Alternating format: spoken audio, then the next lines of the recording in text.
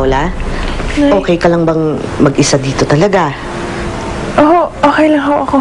O sige, pupunta lang ako sa simbahan. Sandali, bibilisan ko, ha? Sige ho, Nay. Salamat po. Nga pala, pag nagutom ka, may sopas ako dyan sa kusina, ha? Okay po. Sige. Thank you, Nay. Anong kailangan kong gawin para tantanan niyo na kami? Madali lang.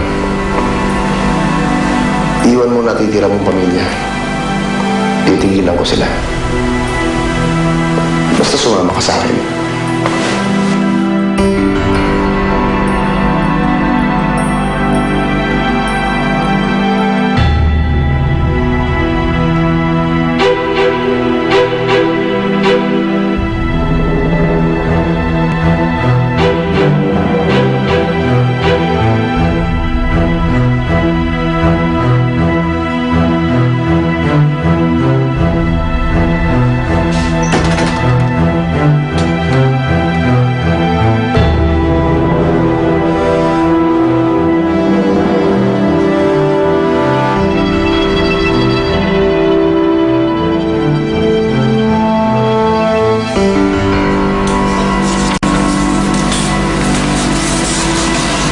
Dave!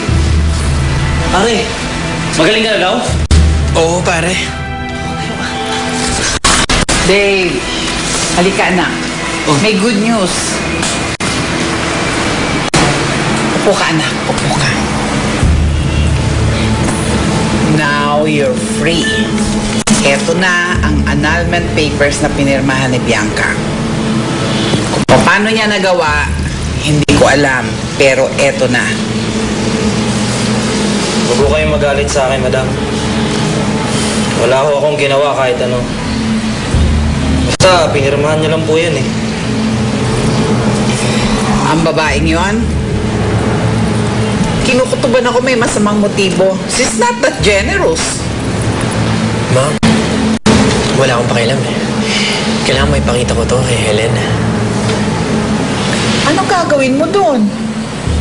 Ma, this time you can't stop me. Kailangan malaman at makita kong kalagayan ni Nino sa ni Helen. Kung kamusta sila.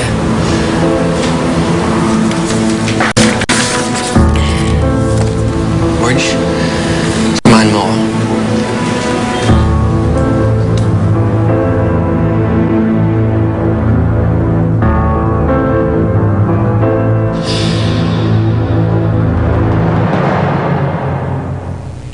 Kasi ang mga mami parang hindi masaya. Kailangan din ng daddy. Konting tulong na nakakailangan ko. Alam, mabigyan ako ng second chance ng daddy mo. Tutulungan mo ba ako? Si Dave, nandyan. Nino! Daddy! Paalis ako, ate. Sasama na ako sa nobyo ko. Baka matagalan bago ulit tayo magkita. O baka hindi na. Di ako papayag. Yayayalan ng papakasalan nyo. Dapat si mami lang mahal nyo. Ayoko sa'yo, bad ka! Bad! Buksan. Baka pulis yan. Anong polis? Eh, ito na ang aso ko.